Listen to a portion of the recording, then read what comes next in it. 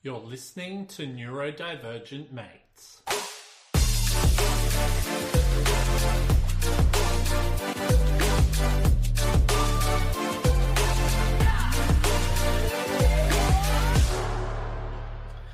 Hello and welcome to another episode of Neurodivergent Mates. I'm your host, Will Wheeler, and today I'm joined with my good friend, Dr. Natasha Arthars, to talk about Rethink ADHD support in tertiary education. Natasha, how's it going, my friend?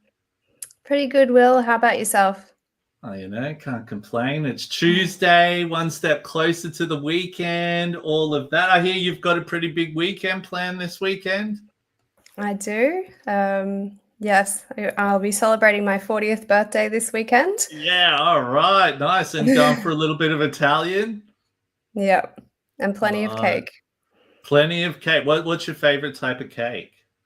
There's lots of cake that I like, but I've put in a very particular request for the cake that I want, and it's an orange almond cake. Orange almond. Do they taste like what are those like red chocolate balls type of thing? Oh no, it's not like that. But it's I don't know how to explain it, but it's really like citrusy. It kind of feels healthy, even though it's full of sugar and it's not. It's just delicious. Yeah, nice. So, for all the listeners, I had my birthday on the weekend as well. I had I didn't have a cake like yours. Did you have any cake? Yeah, chocolate Bavarian cake sounds delicious. Yeah, from the freezer section in Woolworths. I don't know. When you get past 40, you're just sort of like, well, really, when you get past like, I suppose 25, you don't really seem to worry too much about the cakes and all of that. But I'm sure you do worry about that cake coming up to your birthday and all of that. But look, thank you so much for being here today. I'm so excited to have you on. We're always talking about, lots of different things around neurodiversity, especially in tertiary education, all of that. So I think it'll just be really cool to sit down, have a chat, all of those things. But before we get stuck into that, let's just do a little bit of housekeeping just for any new listeners that we might have. Now, if you haven't already done so, please subscribe, like, and follow to all of our social media platforms. You can check us out on TikTok, Facebook, Instagram, X, Twitch, YouTube, and LinkedIn. Also, too, if you haven't already done so, please go to wherever you listen to your podcast, find the show, subscribe, like, comment, whatever you do to help with the algorithm and really help to get us out there as well. Now, big shout out to all the work that we're doing at Neurodiversity Academy. Please go and check out what we're doing at neurodiversityacademy.com. And just a little bit of a heads up warning, some discussions may be triggering. If you need help, please reach out to a loved one or call emergency services. We are not doctors. Well, one of us actually is. Not that kind of doctor, though. Yeah. I know. But this is a space for sharing experiences and strategies. And look, to tell you the truth, like, this might not be as hard hitting as some of, say, the mental health ones we've spoken about, but I think it's still good to just open that up to the floor and all of that.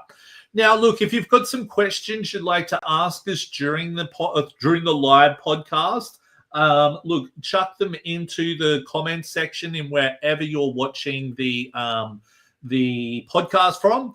Okay, and if we think it's something cool that we'll want to share, we'll put it up on the screen, and either myself or Dr. Arthars. What do you prefer to be called, Dr. Arthars or just Natasha? Please just call me Natasha. All right, cool.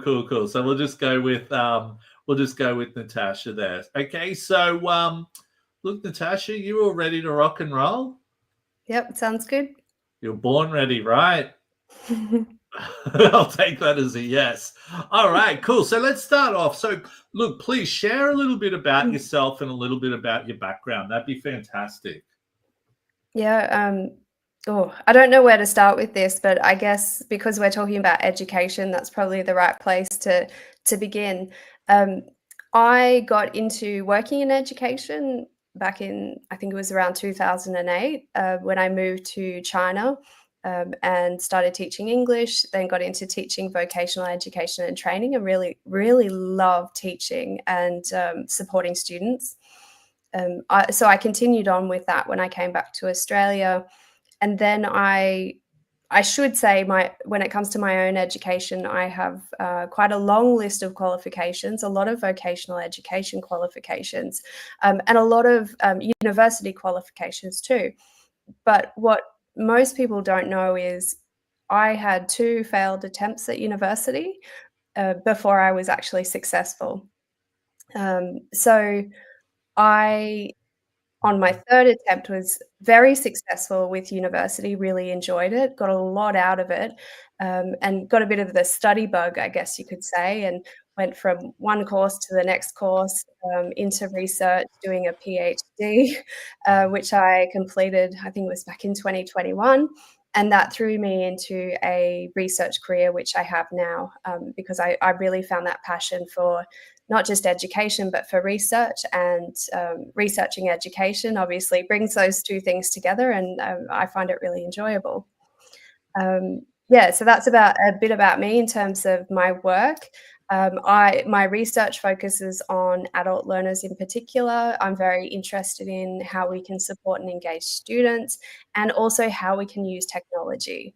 And Will and I think, talk a lot about technology, in particular AI and things like that. So it's something I'm really passionate about. And look, and what I do want to say, so before we actually jumped on this, Natasha has just gotten the new Meta glasses. Okay. Right. Oh, that's the case, but Oh yeah. so share some stuff about it, because I thought it was like really cool. What's some of the cool things with it, out of curiosity? Well, going for the Buddy Holly look. I literally just picked them up today. What I thought was really cool about them is I can put them on, because I wear, oh, you can't see it. I often wear AirPods to cancel out a lot of background noise, and it gets a bit annoying after a while, but I can put these on and I can actually listen to music through them, and people generally can't hear what I'm listening to. But so do you that's still really pick up cool. the background noise because you don't have anything in your ears? Yes and no. What actually happens, I didn't know this until I put them on, and I was playing around with them today. If the background noise ramps up, so if I don't know, so something else happens in the background, maybe the vacuum is going in another room, or the dogs are barking out the back, or whatever it is, the sound in the Meta Ray-Bans actually turns up. Oh, really? Wow. So it's Yeah, like so it's that like self-sufficient, like I don't know what the word on this. adaptive, I guess, Yeah, is the word that I adapts to would the use for it. environment. I wonder what Yeah, would which happen was if you really went cool. into a rock concert. Yeah, I don't think they would be very useful in that setting. The Yeah, I volume mean, only like, goes up so far. what's going on? All of that type of Yeah. stuff. No, but awesome stuff with that there. But look, I think just quickly going back to a little bit about your background, all of that. Out of curiosity, what was, and if you don't mind, it'd be cool to sort of go back to your younger years type of thing, and, especially being undiagnosed, all of that. What was growing up like for you, like especially in school, especially going from, say, school, now we're going into, a very high level of education as a doctor. What was that like for yourself? And do you look at yourself now and think back to then and go, man, I would never have thought I'd be where I am now? I definitely didn't imagine that I would be where I am now. In high school, when it came to conversations around potential careers, there was a lot of talk about, doctor, lawyer, accountant, like those typical careers that you hear about and that people aspire to. I didn't know that doing research was a thing. I didn't even think about the idea of working at a university and teaching there. It just wasn't something that I considered. And I was someone that got really bored with the idea of different careers. I jumped from job to job to job. So looking back at it now, I can see the patterns. it makes a lot of sense. And I guess my report cards from high school are pretty classic. You see in primary school, I did very well. In high school, I also did very well until a certain point, partway through high school, probably through, that developmental stage, also changes in hormones and all of those sort of things that are going on. Suddenly I became the person that was, that could do really well if only I applied myself more. I didn't, I was doing things at the last minute. I didn't want to put lots of time and effort into work. The things that involved more planning and investment of time, like I struggled with those. So things changed for me partway through high school, and I had a lot of conflict with teachers and all those kind of things that happen. Out of curiosity, because I wouldn't take you as a person who would be having a lot of conflict with people, but what was that about? Was it because you were not applying yourself? Because I had a lot of conflict with teachers, and that was because I was like the class clown and caused a lot of shit in the classroom, if that makes sense. But I couldn't imagine you being that. No, I wouldn't. I definitely wouldn't call myself the class clown, but I got bored very quickly, and I think I had a lot of energy, like probably anxious energy, like internally, and having to sit and just, for example, maths class was a good one. I got kicked out of my maths class almost every single lesson. And I could not stand to be in that class. It was just really, it wasn't that it was challenging for me. I think I found it really easy, and I did things quickly. I got bored really quickly, and then I distracted everyone around me, and would get thrown out. In what way, out of curiosity? Like throwing things, you roll up. Oh, would you really? Oh yeah, my God, yeah, that's hilarious. those kind of things. I just wouldn't pick that with you. Yeah, I mean, this was obviously many, many years ago, back when we didn't have mobile phones. You probably still do it now, right? I guess I have other ways to keep myself occupied. Like I can pick up my phone and start scrolling on Facebook. We didn't have that when we were in school. True. It was the traditional, pen and paper. So there wasn't much to do if you weren't feeling very engaged, I guess. Yeah, totally. Yeah. The other thing that's probably worth mentioning, and I think it's a trait of people with ADHD, possibly also people with autism, is this strong sense of justice. And so when I saw things that I didn't agree with, or teachers were doing things that I didn't think were right, they didn't really care about students, then that was a bit of a trigger for me, and I felt the need to do something about it, which wasn't particularly productive. Didn't go down too well there. No. Interesting. And by the way, everyone, just for those of you who don't know, Natasha is actually one of our advisory members on Neurodiversity Academy. So she really helps us with a lot of the academic stuff, all of those types of things. So it's been a great honor, maybe, if that's the word, to have her on board helping us with a whole bunch of stuff there. But look, I think this really blends in well to this next question here. So how does brain development in young people with ADHD, particularly in the prefrontal cortex, affect executive functioning? So could you maybe just explain executive functioning first for maybe people who don't know what that is, and then maybe we could answer that? Yeah. Let me think about the best way to talk through this, because there's a lot going on in this question, of course. So if you think about executive functioning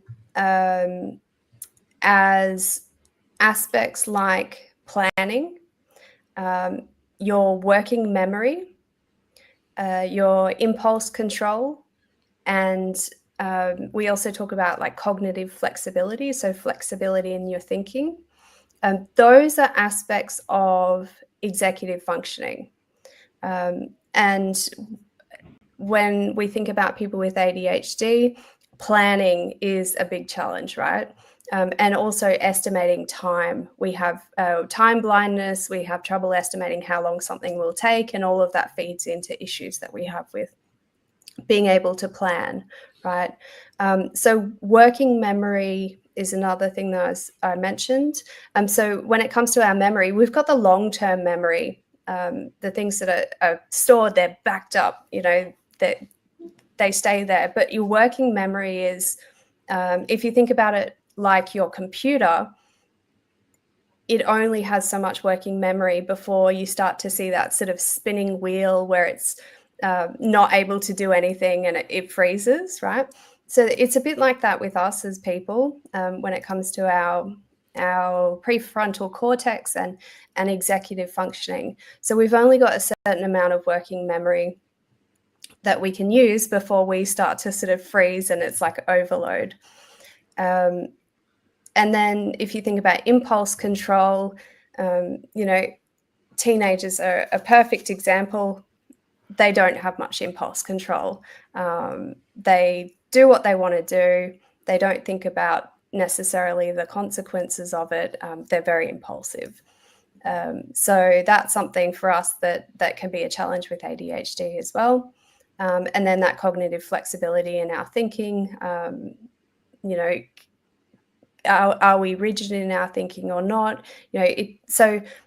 Things like memory, impulse control, cognitive flexibility, planning, those time aspects. And there's other things as well when it comes to executive functioning.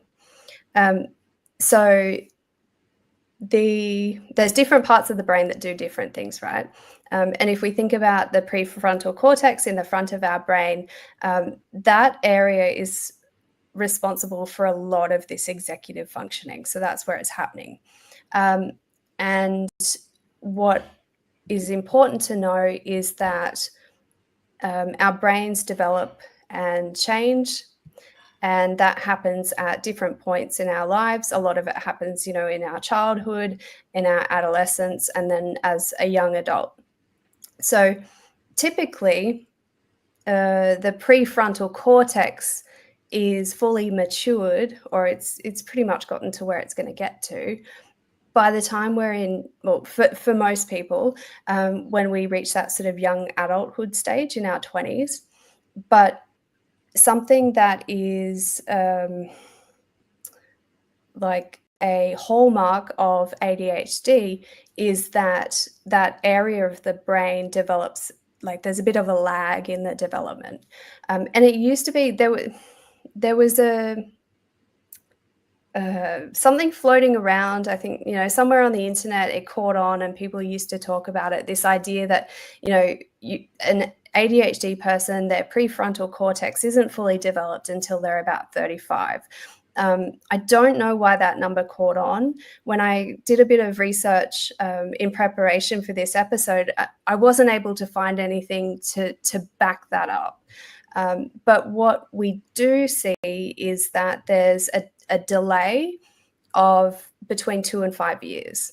So while a typical adult may have a fully developed prefrontal cortex, they're able to plan, they're able to control their impulses mostly, and go about their day and all of that sort of thing. By the time they're sort of in their early 20s, it can be a case of, for those with ADHD, that's a 5-year delay, and they may not reach full maturity until, say, they're 25 or later. And so this is a big challenge, right? And especially when it comes to education, because you've got students that are in university that have a mostly developed prefrontal cortex. They're able to plan, they're able to make good choices about doing their study, finishing their assignments rather than going out partying mostly. But for those with ADHD, those struggles continue for longer. And you'll probably find that, especially if we're looking at tertiary education, we're studying all of that. There's so many distractions Okay, and like you were just saying, like especially like the uni lifestyle, that's very big drinking culture, very party culture. I could see a lot of, neurodivergent people getting caught up with the party culture and then going and trying to rush to get their stuff done, where a lot of other people would be like, I need to get this done, then I'll go party, if that makes sense. Yep, exactly. So those with ADHD may be chasing dopamine, and you're not going to get it spending hours and hours doing an assignment, especially if it's not something that you're particularly interested in. Whereas, the local pub may be a much greater source of dopamine for that student. And also, like I think we've discussed this, neurodivergent individuals can be at higher risk for issues related to alcohol, to drugs, and other things. And so all of that starts to come into play when they're moving into university studies, right? Yeah, no, totally. I honestly think back, if I was to because when did you first start like really studying and doing stuff? What age were you again? So after university, not university, after high school, Yeah. I took a 1-year break and I went into a traineeship. So I went into work, and I stayed in full-time work and tried to do part-time university studies. So it was about 1 year after finishing high school that I started university for the first time. How did you find that, out of curiosity? Because I think having that gap year can sometimes be quite good for neurodivergent people. Because you've got to remember, you've just come out of when I was in school, it was 12 years of, I think it's 13 now. You've just come out of 13 years of like being in school, and then you're going back into this huge thing. I would have assumed at least just having a break can almost help reset the brain. And it's not just that, Will. Like, if you think about it, at school, you're not having to make a lot of choices. Yes, you may make some choices about what your senior subjects look like, but if you're going down the university pathway, at the end of school or even before then, you need to make a decision about what it is that you want to study. And that involves making a decision about what it is that you want to do with your life. And that's a really big ask of young people in general. And I think it's an even bigger ask of someone who is neurodivergent. So for me, I had gone into the workplace. So I had gone from high school, which was very structured, to the workplace, which again was very structured.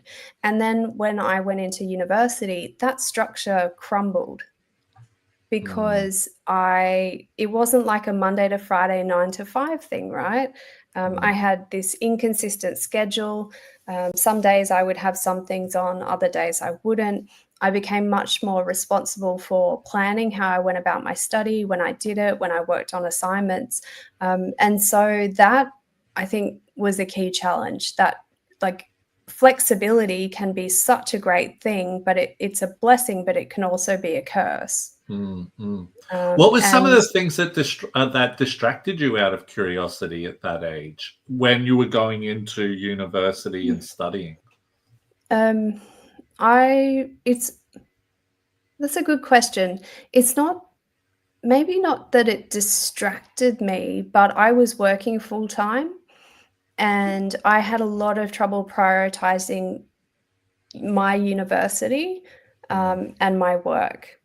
And so even trying to fit, the idea that I could fit all of that in was probably a bit too much, especially at that young age. How many hours a week were you doing of study, out of curiosity? So I think I was doing 2 subjects each semester. So if you think about a full-time study load might be, 35 hours a week. So that's, 17 and a half hours on top of a full-time job, which was, almost 40 hours. It was a lot as a young person. And also that move to university, there's suddenly all these different rules, right? Mm. In high school, you didn't really have to think about things like referencing. You weren't having to go to the library and find academic sources.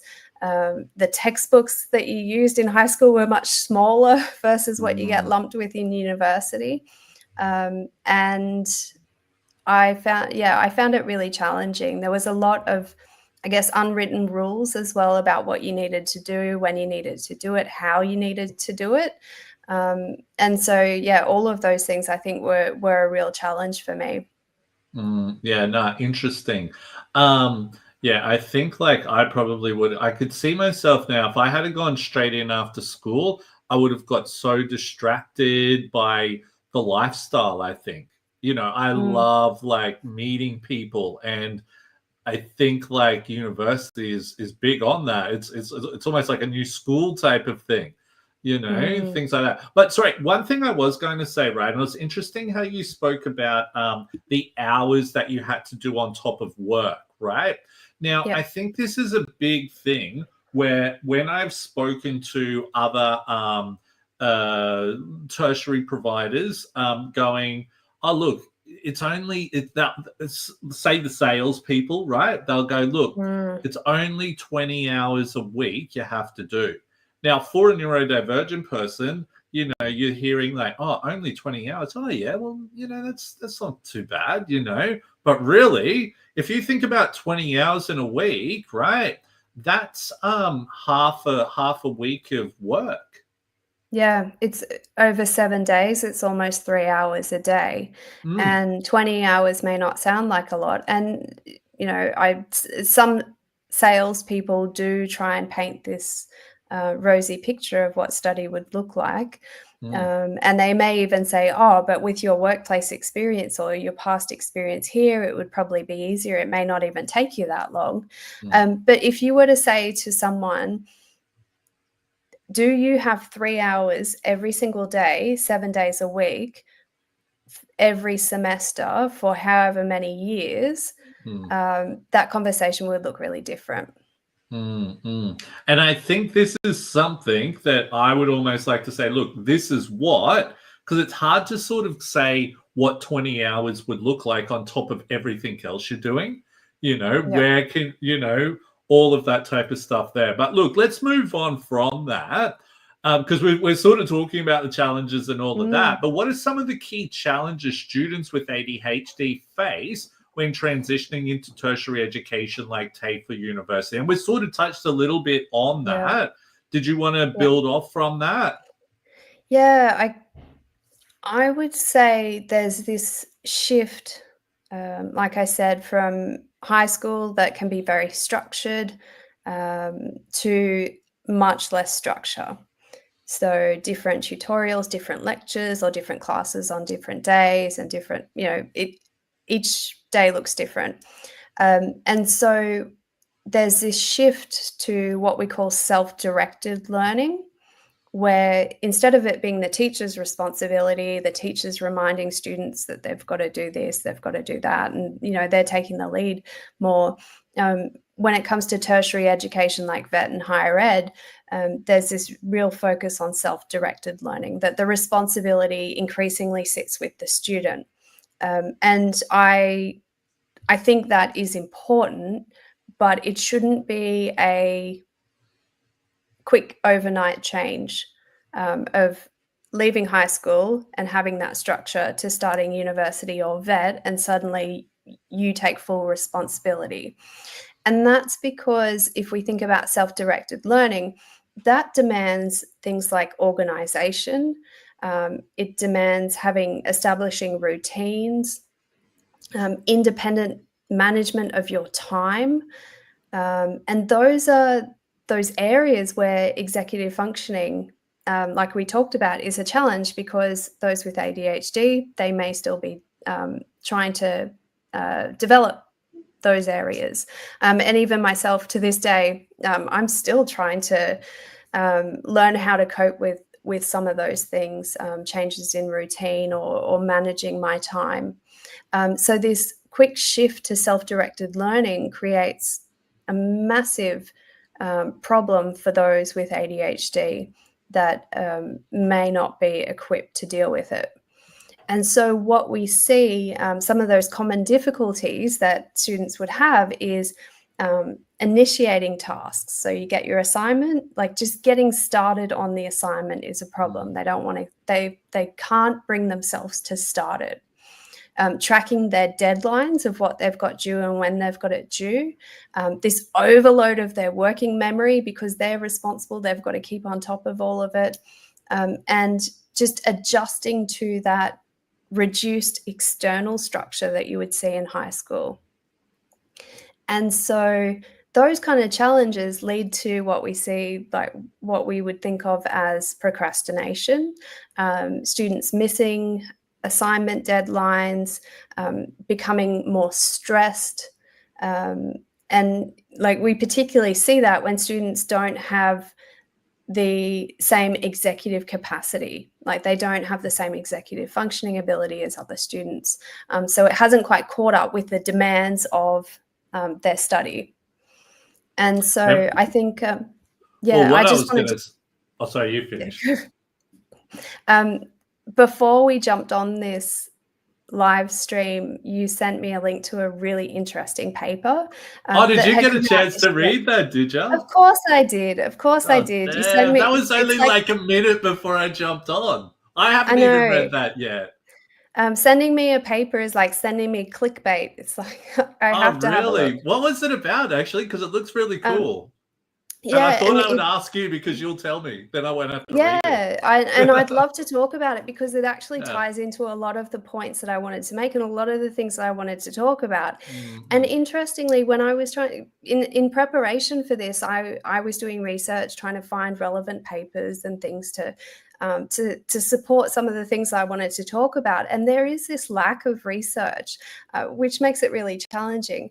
But this paper that you shared with me, it's by Catherine Gibbs and colleagues. It's an Australian paper, was published in April this year. And it's exploring the perspectives of Australian neurodivergent university students. So it's an Australian focused. And like they said, there's not much in particular in Australia that looks at the student perspectives, like how students are experiencing these things. So we can talk about what our experiences are, but you don't see much about it in the research. And so what they did, they interviewed 33 undergraduate students that were in education or they were in health sciences. And they were looking at their university experiences. So these were neurodivergent university students. They focused on those with ADHD and autism. And interestingly, they touched on things that we've talked about before as well, Will. So we've seen there's this widening access to higher education. We've got more people going through university than we have before. And that brings with it an increase in diverse students. So more neurodivergent students, more with ADHD, more who are autistic and that sort of thing. And in Australia, neurodivergent individuals, they're less likely to complete tertiary education than neurotypical peers. So it puts us at a disadvantage, right? And they quoted some statistics from, I can't remember where it was. It's something that we've discussed before. Where is it? Yep. Was that from the Australian Disability? No, I have a feeling it was from the Australian Bureau of Statistics. It was. Okay, yep. So they were saying in Australia, only 8.1% of autistic people hold a bachelor's degree or higher. And that's compared with 31.2% of non-autistic people. So if you think about it, almost 1 in 3 non-autistic Australians are likely to have a university degree. That's only around 8% of the autistic population that are likely to have a university degree. So that's we're either seeing that there's less of those students going into tertiary education, and or there's less of them actually getting through. And like they said, when it comes to ADHD, they're more likely to have lower average grades, less likely to complete their studies, higher dropout rates, and they make slower progress compared to neurotypicals. Yeah, and so if I look at the findings, and this was, it was a university in Brisbane. I don't think it was QUT because I've not come across it. I'm curious about which university it was. But I can connect you with the people who I got that from if you want. I'll have a look later, and I might reach out to you about that. Yeah. But one of the things that they said, so if I skip to the discussion of their findings, for example, they said the flexibility, unpredictability, and the large amount of choice at university that comes with that transition process, so going from high school to university, made it more difficult for students to manage their independent self-study. It made it more difficult for them to manage having this variable course schedules and just generally the freedom of of campus life, like you talked about. And I think they quoted one of the participants as saying that prioritization was one of the biggest boundaries for them because they wanted to socialize. They didn't want to do any university work, and they were finding it really hard to be disciplined. So there's a lot of discussion about those challenges that, like we've talked about. Does it say the age range at all in that? Yeah, yep. There's a table of participants. There's some in the 18 to 20 range, quite a few in the 25 to 35, some 21 to 24. There's a variation. So it sounds like it's around that like mark of what you're talking about, from like up to 25 there, or whatever type of thing. Yeah, yeah. And what was quite interesting, there were quite a few interesting things in there, but they were talking about wanting to personally connect with the tutor that they had. And they talked about this idea, I can't remember exactly where it was, but this idea of kind of tutor shopping. And say you're in so let's say that you're in a subject that has 500 students. There's going to be one massive lecture and probably 15 different tutorials to choose from. And that means that there's lots of different tutors. And so some of them talked about finding a tutor that they connected with and going and choosing their tutorial. And so more specifically, trying to find tutors that would understand their needs and be able to help them. And that's something that we've talked about, the idea of inclusive learning design and accommodating all students, rather than just, having your way of teaching and doing it that one way. Sorry, I'm going to say something. This is funny. This is how my entrepreneurial brain works. I'm thinking like maybe on like the Neurodiversity Academy platform, we could have like a section that could help people. So tutors can go on there and like, say what they're doing, and then people can go there and, do connect with them and all that type of thing. Yeah. Yeah. Well, it could be really interesting. So I think that connection and understanding is important for students. That was one of the interesting things that was in that paper. There's lots of interesting things. Another is related to accommodations, and I think you might have had a specific. I'm glad I sent that to you now. I'm glad I sent that to you. It just touched on so many of the things we were talking about already. Yeah, crazy. I'm wondering, I actually think, did we have a question about accommodations and supports? Because the next one is, hang on, I'll put the next one up. Perfect. So what support, see, this is just flowing well. what supports and accommodations are typically made available to students with ADHD in tertiary settings? Yep. So generally what we see, the main accommodation that people receive is extra time. So if an assignment is due today, they may have an additional couple of weeks or an additional week to complete it. And then if there's an exam, it may be additional time in the exam, right? And the third one that we commonly see is some accommodations in relation to the exam setting, but that's less common. And it's generally more about just giving extra time. And of course, that's what they talked about in this paper too. And, saying that accommodations included but weren't limited to extra time to complete assessment tasks of up to 2 weeks, and exams, so extra time with exams and having a quiet environment to complete exams and potentially some rest breaks. And interestingly, some of the students talked about not using those accommodations because they were unhelpful. Interesting. Unhelpful because I just didn't do anything. Is that what they mean? Like type of thing?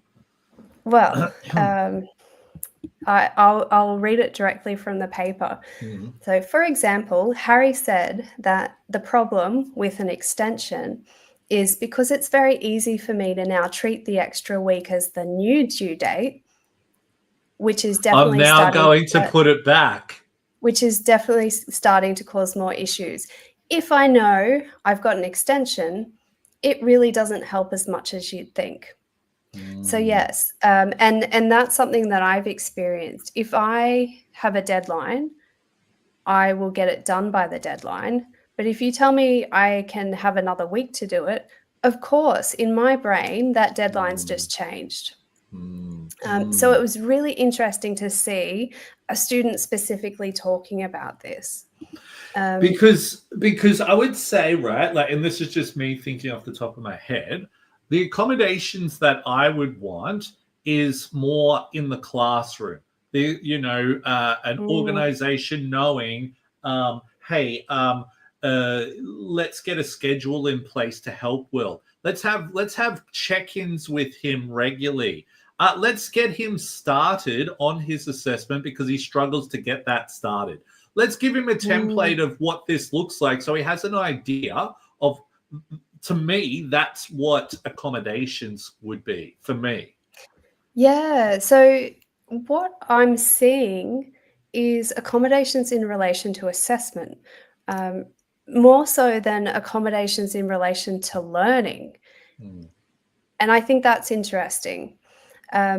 So if you think about, apart from, the student that goes, all right, well, I've got a new deadline now, so I that's an extra week. I can go and hit the piss tonight. And exactly.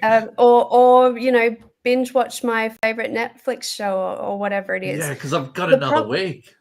Yeah, the problem with that is, let's say you have a 13-week semester, right? The first assignment is due, we want to say, week 7. And if you are automatically entitled to a 2-week extension as an accommodation, that's great. But that means that you don't have it due until week 9. By that stage, the class has moved on. They're talking about other things. You get it done by week 9, get it submitted.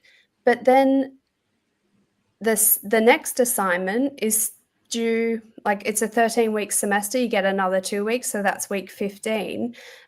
Effectively, you actually don't get an accommodation for that second assignment because you've already used up those 2 weeks, and then you get an extension of 2 weeks. And so it's this domino effect. Yeah, I was going to say, like, that snowball effect type of thing.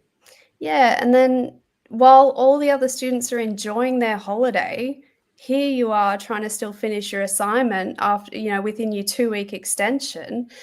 So you don't get that same chance to have a break. And then you're back on it a few weeks later, doing the same thing the next semester. Yeah. So If you think about it, it might be a short-term fix, but I question whether it is a long-term sustainable thing. Yeah, and I think we've discussed exams, not exams before, but we've had a discussion, I think, where you're talking about classes and getting help from teachers, and their idea was to just get you to stay back after class and to help you then. And by that time, your brain is just like, no, Will, like we're cooked. we're not. Yeah. So that working memory is just fried. And you're exhausted. So if you think about exams, getting extra time, that's it. That's the same situation, right? Yeah, no, totally. Because the holidays are so important. All of those things, just breaking, and I think also the mindset. If you know your friends are out there going, hey, we're going to go to the pub or whatever tonight or whatever, right? Because at that age, that's when you're doing all of that stuff. It's very hard to control those types of things because it's impulse control. Do I stay there and do my study, or do I go out and meet heaps of people, hit the piss with my mates, being a guy chatting up birds and stuff like that? You know what I mean? Yeah, exactly. Then, another thing is in university in particular, we don't see it as much in vet. We have lots of group assignments. So how do those accommodations work when you're working with a group and you've got things that you need to contribute because they don't have the same deadlines that you do? And so I did a bit of hunting to see, well, what is the research around these accommodations? Like, is there support for them? And I found when it comes to empirical studies, there was no ADHD specific performance benefit of having extra time. So if you give someone with ADHD and a neurotypical person extra time, it has the same benefit for both. And so if we're thinking about accommodations that are catered specifically to people with ADHD, if it has the same benefit for a neurotypical person, is it really is it really specific and helpful for the ADHD person? So yeah, that was a bit of a question mark for me. Yeah, that's interesting. You know what? I was just looking at the next questions and what we've got to go over, but they seem like we've just sort of covered them. So, for example, there's research suggesting additional time. So we've just covered that. Yeah. So I'm thinking maybe we go into this one Keep here. going. In terms of learning access, what are some ways educators can make lectures or classes more ADHD friendly? Yep, definitely. So like I said, it seems like accommodations and support relate more to assessment than to learning. And so this focus on learning access, I think, is really important.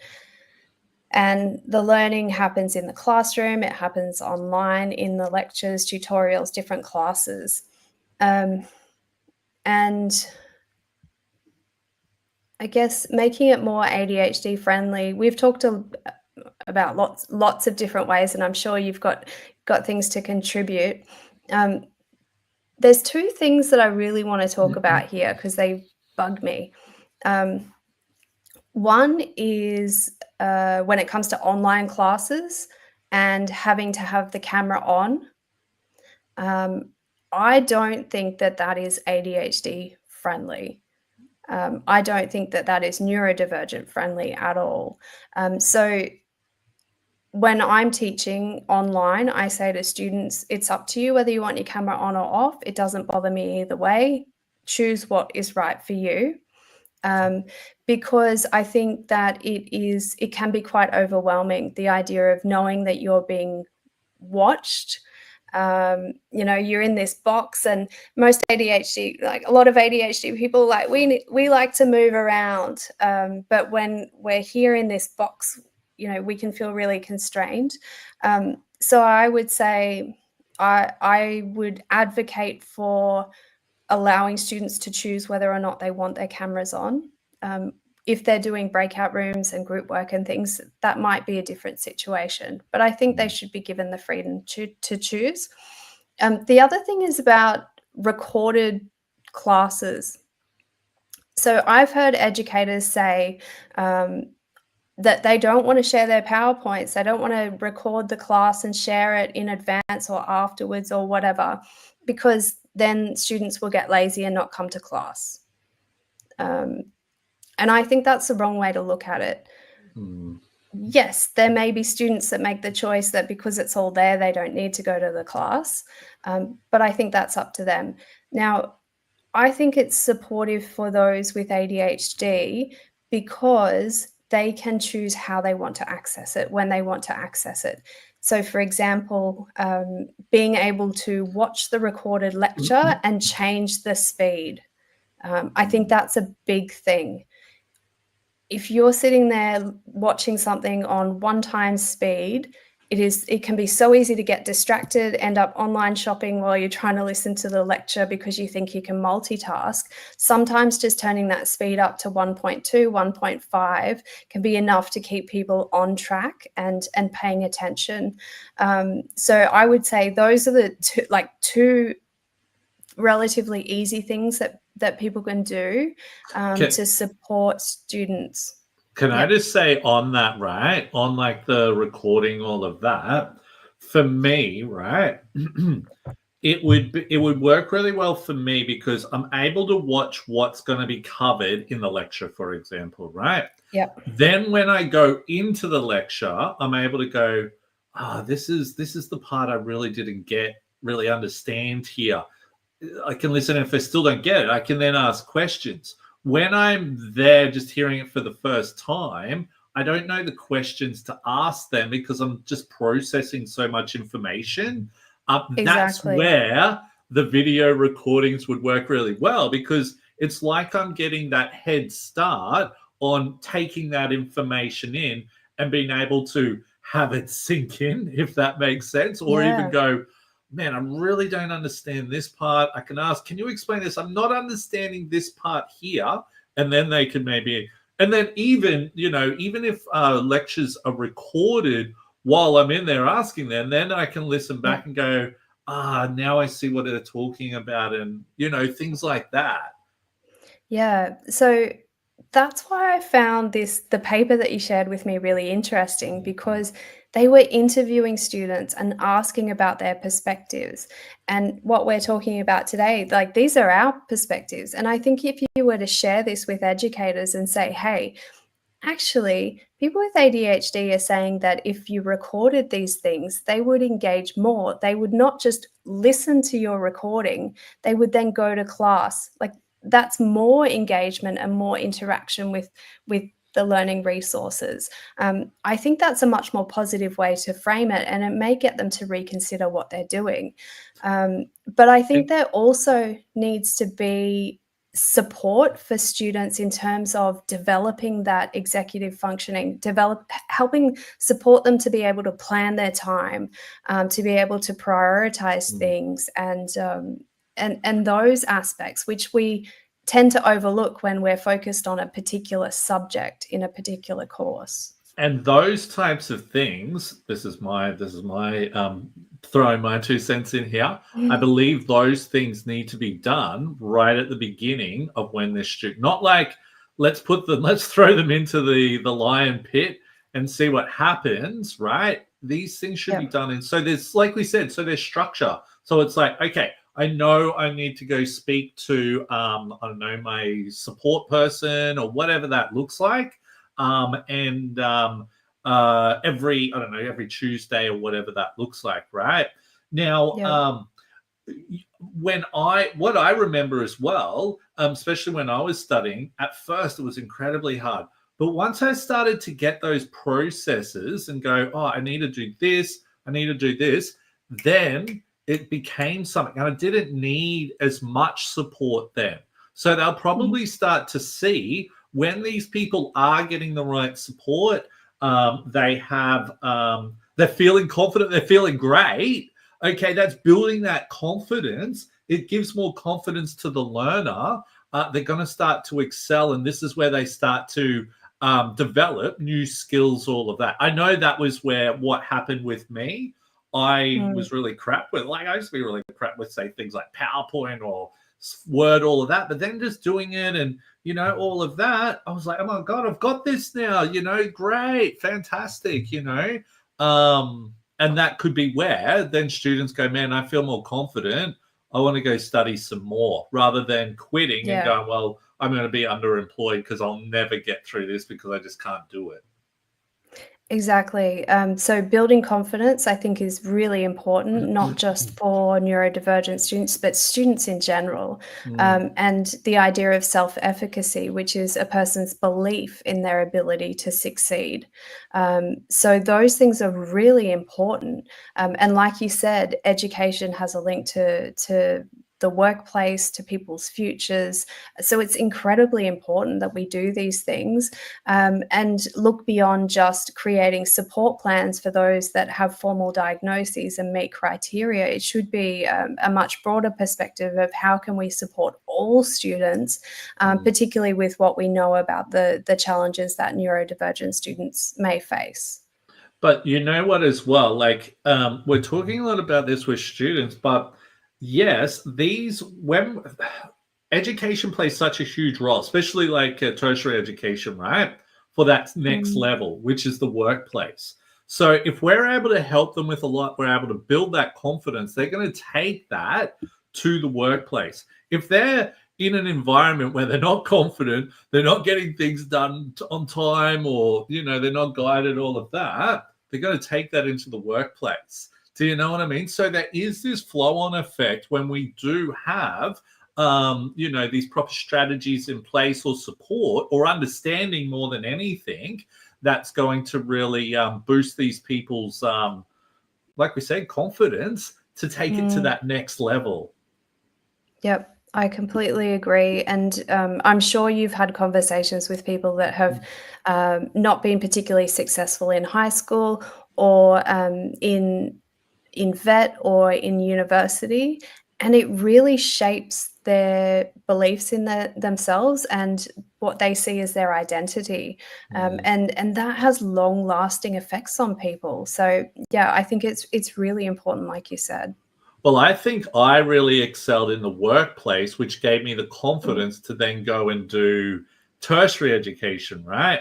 But then I found that when I got in there, it was almost like knocking me back down again. And it's like, this is because of this. This isn't because of me. Hence why I'm trying to do what we do with Neurodiversity Academy, because I can see that was a pattern with lots of other people as well there, so lots of cool stuff. But look, we're pretty much towards the end of the session. Awesome chat, by the way. So, finally, where can people connect with you if they'd like to learn more about your work or research, all of that type of stuff? Where's the best place?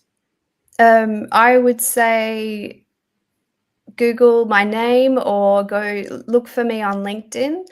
When it comes to research, Google Scholar is, so academics have Google Scholar pages which list all of their articles and things like that.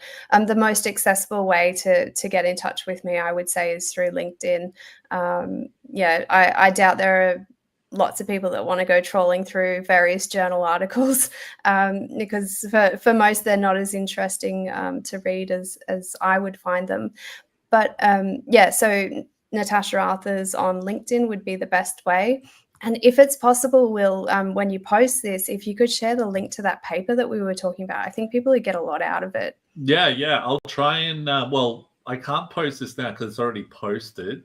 But but maybe what I can do, I'll see if I can put it into the notes when I put it up onto the podcasting like platforms, all of that. So they might be able to go back and click on that and download the things. But Natasha, thank you so much. It's always a pleasure when we're chatting, all of that type of stuff. But I think this is definitely an area that we're seeing a lot of development and growth into. And I think as well that a lot of these tertiary education providers are really going to have to start adapting, because this is what students need and want as well. So the organizations that don't comply with that, they're going to be missing out on a lot of potential business and things like that, if that makes sense. I completely agree. And with the focus on having 8, or I think it's 8 or 9 out of 10 people going through tertiary education in the future, it's certainly something that we need to address. Totally. Awesome. Well, thanks heaps for coming onto the show today. And for all of our listeners there, if you haven't already done so, please subscribe, like, and follow to all of our social media platforms. My name's Will Wheeler. This is Neurodivergent Mates. Till next time.